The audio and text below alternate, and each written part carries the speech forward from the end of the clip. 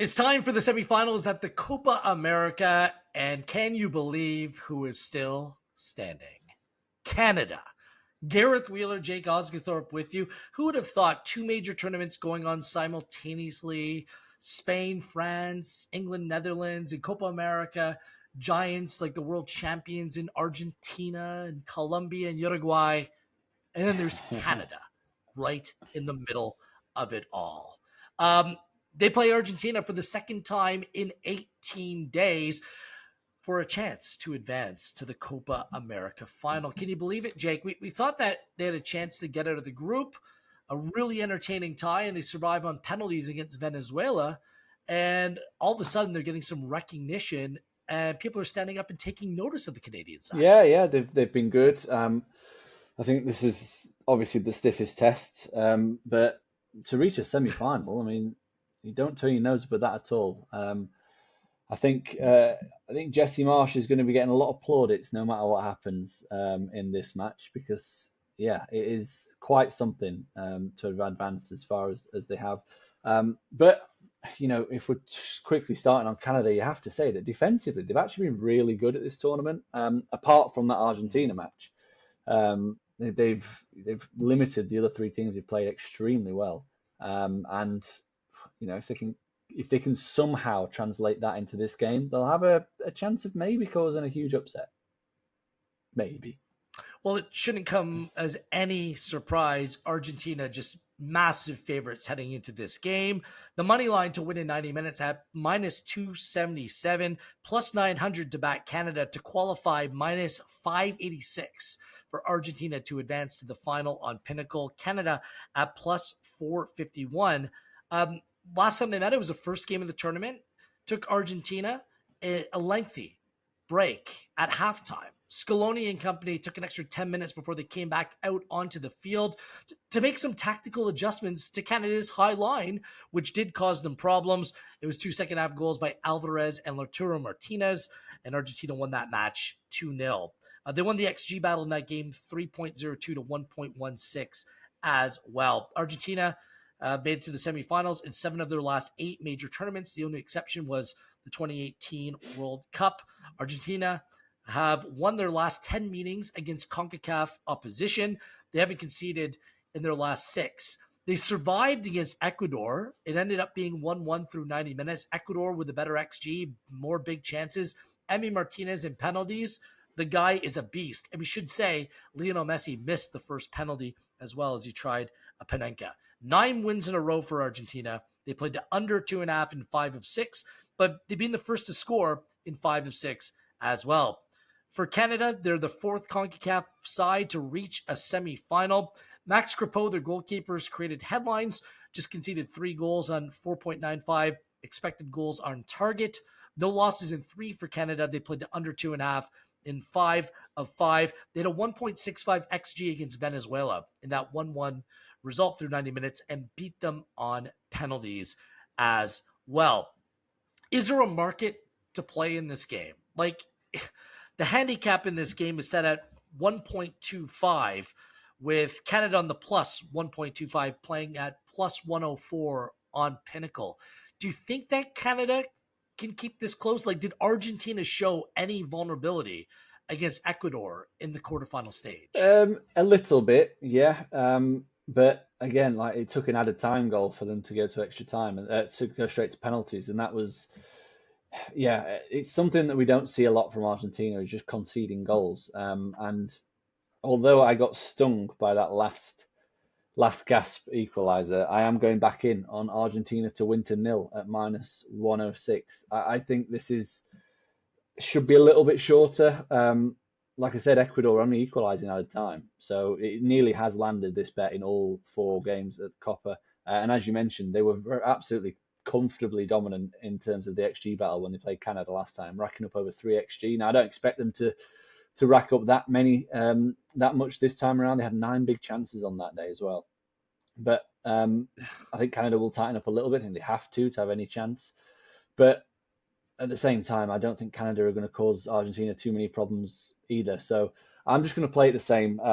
We were very hard done by. I know obviously the Ecuador missed a penalty in normal time, but to get so close to the win to nil, and it was snatched away. But I'm going for a repeat. I think Canada have had a good run, but this is where it ends for them. I think this is a really stiff test. I like that play. Argentina win to nil. I'm trying to take out my Canadian bias here and try to approach this straightforward.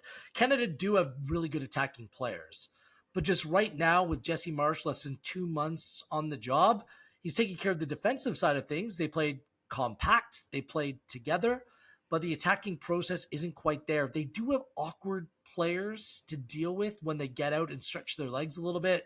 Schaffelberg's being quick and direct. Jonathan David of Lille, an excellent player, but do they have enough to really threaten this Argentine side? Schaffelberg almost drew a penalty. He was just outside the box. There's a little bit of a controversial moment in the first game as well. Could that play out? I just think that the odds are stacked against Canada, just in terms of experience, quality. I think that Jesse Marsh might have to adjust a little bit. I don't think he can play that high of a line that they played against Argentina last time and not think that Scaloni and company would make adjustments in a way to take advantage of it. And oftentimes when you do play a team twice in short proximity, it oftentimes favors the team that lost or the underdog. I just don't see it that way this time around, considering the experience in this Argentina side.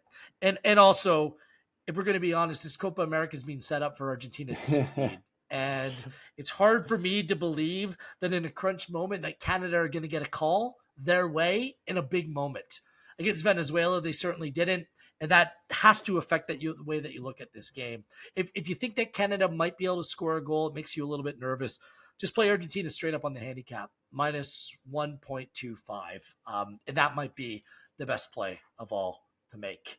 That game is being played at MetLife Stadium in New Jersey.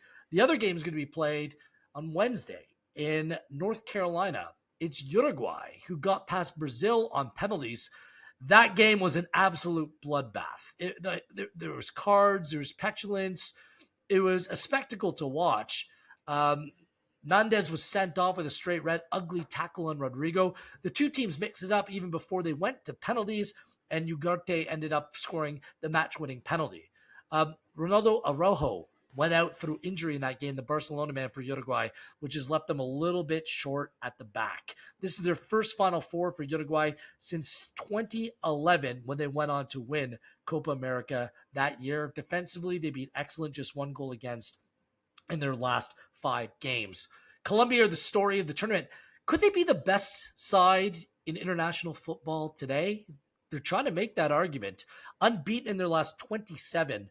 They beat Panama 5-0, their biggest ever win at a Copa America. Their last loss came against Argentina February of 2022. They won 10 matches in a row before their 1-1 draw against Brazil, but they just needed a result in that game, and they were the better side that day as well. And they've reached the semifinal in 3 of the last 4 Copa Americas as well. They defeated Uruguay in penalties in Copa America 3 years ago, and the strong get stronger, and Jefferson Lerma comes back into the team. He was suspended. James Rodriguez is back, everyone.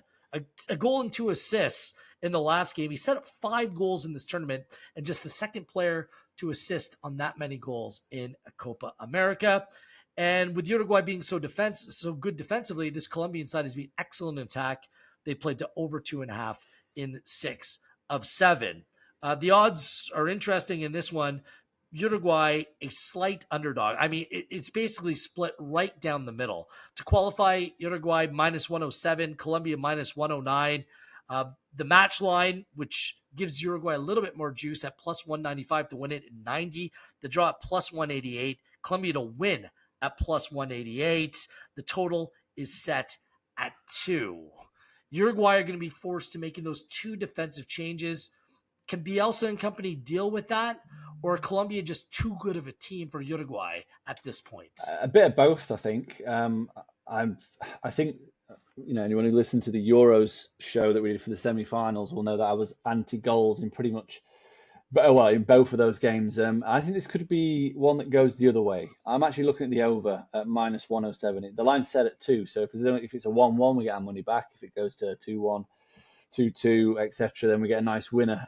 The 2 attack-minded managers, these. You mentioned Colombia's firepower. All their players are on song at the moment. They're all playing really well. And we know what Marcelo Bielsa is all about. He's one of the managers that I like to say is very stubborn. He doesn't change his approach for anybody. So we know exactly how Uruguay are going to play. And that high pressing, direct style probably suits Colombia a little bit. And I think that we could see quite an open encounter with a lot of back and forth.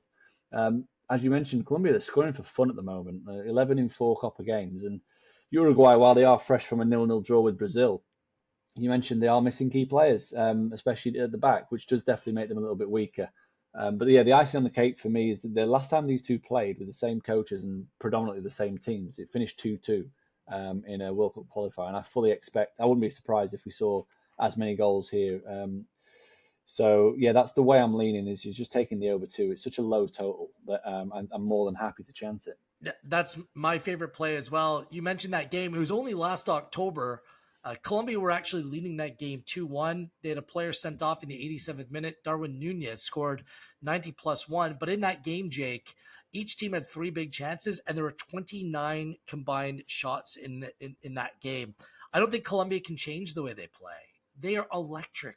And Uruguay, they match that intensity as well. Take a look at the cards markets, because typically these sides, have gone to the under in terms of cards. But I mean, in this, if it turns out anything like Uruguay Brazil, then again, just the physicality is going to come into play. Jimenez coming into the team, I look at him in the cards market, Ugarte in the cards market, but over 2, that's a good enough number at -107. I wouldn't shy away from doing a pro Colombia play to qualify at -109. I think they're the better side. I wouldn't talk anyone off it. If you want to gamble a little bit, risk it. Colombia +188 to win in 90 minutes. I'm fine with that as well. I actually think the argument can be made that Colombia are the best side in the world today. That's how they've been playing. I've loved watching them over the course of this tournament.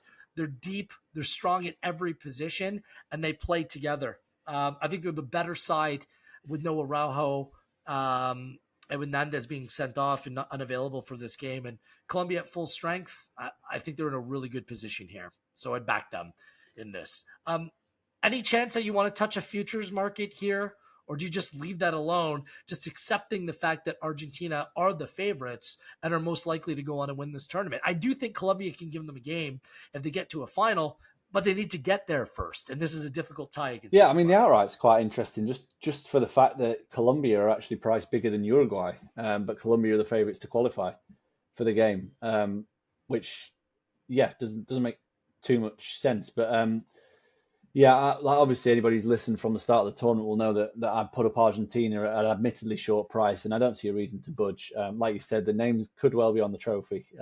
It's one of those with the draw and some of the decisions and everything that's gone their way. So yeah, I don't see a reason why. I think we did add Colombia to the portfolio before they played before Panama, didn't we? About plus Yes. 600-ish, something like that. So, or maybe slightly shorter. But yeah, I mean, the dream scenario for us is an Argentina-Colombia final, and we can walk away very happy. Bingo. One more suggested play. Rather than just betting Colombia outright to win the game in 90 minutes, if you think there's going to be goals like Jake and I do, both teams to score and a winner. Yes, Colombia at plus 609. So that 2-1 scenario can play, like, again, plus 609, that's a big number. Typically you see in that region, it'd be plus 400, plus 609 is a nice little number there as well. So I'll make that an official play as well. I can't wait. Copa America has been great. Unless you're an American, Mexican, or Brazilian fan. For everyone else, it's been a really good watch. And let's hope for 2 really good semifinals to play out this week. He's Jake. I'm Wheels. This has been your Copa America semifinal preview here on Pinnacle.